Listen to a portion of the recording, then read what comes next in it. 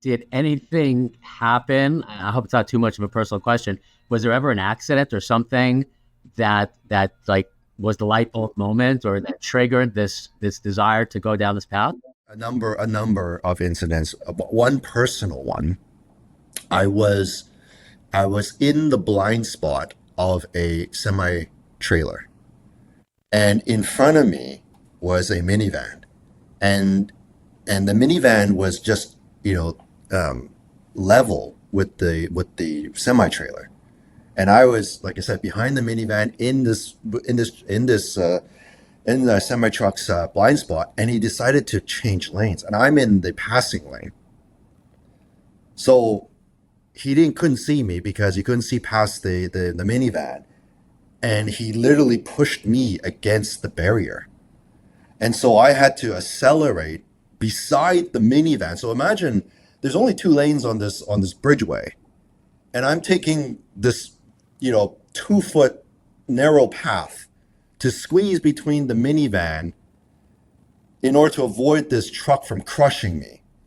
And yeah, that was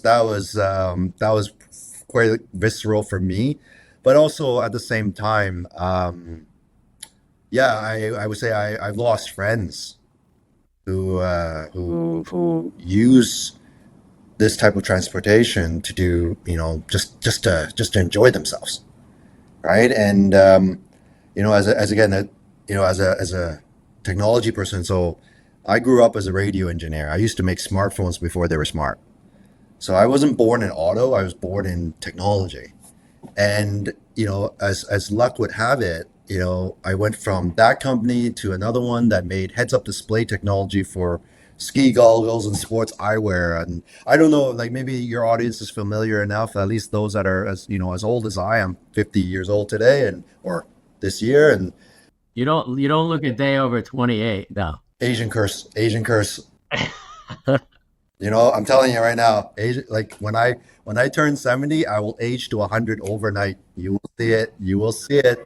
Well, I always joked on that. The hardest part of me being 38 is when I remember that I'm 53. And but we try. We try.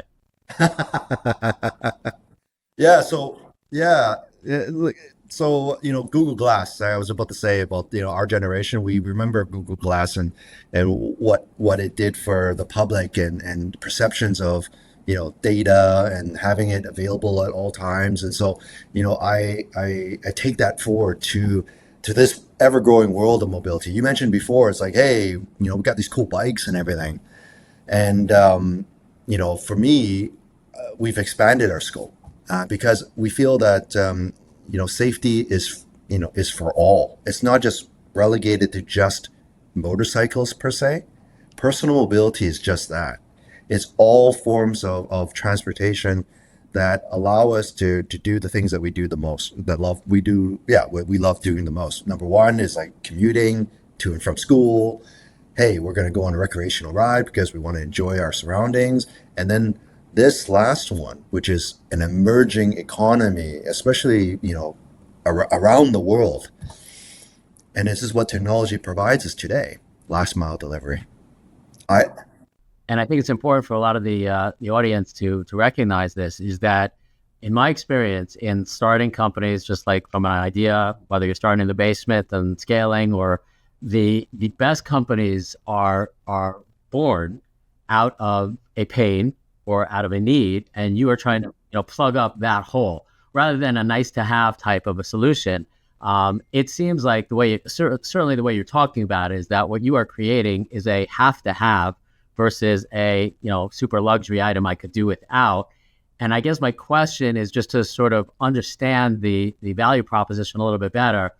That is the safety world that you are creating specifically for your bikes, or are they tech that maybe other bikes will then license or expand down the road? both. In fact, we don't even have to make the bike because we create the enabling software that allows these connected vehicles. I mean, look, all vehicles are like today, okay?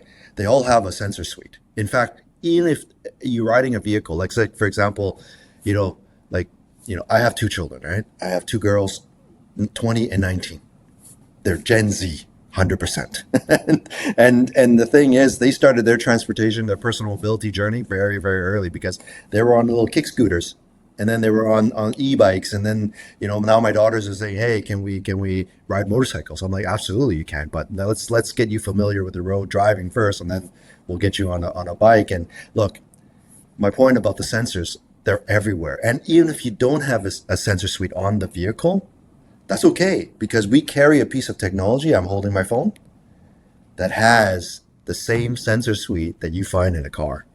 So I can utilize that device to understand your behavior, what's happening around you and what you're doing, to give insight into your behavior so that you can be safer, right? So safety is not just relegated to hardware only, right? So Damon, how we have transformed ourselves. Yes, we're building a motorcycle, but that's in a way that's an example of technology and auto or transportation, culminating in a play that, for us, I mean, ultimately, I want the company to be more of a software company, a SaaS model, because, we're trying to combine vehicle, technology, user experience wrapped in safety, so that Damon's value is the safety, the user experience, the technology, but the vehicle, insert vehicle here.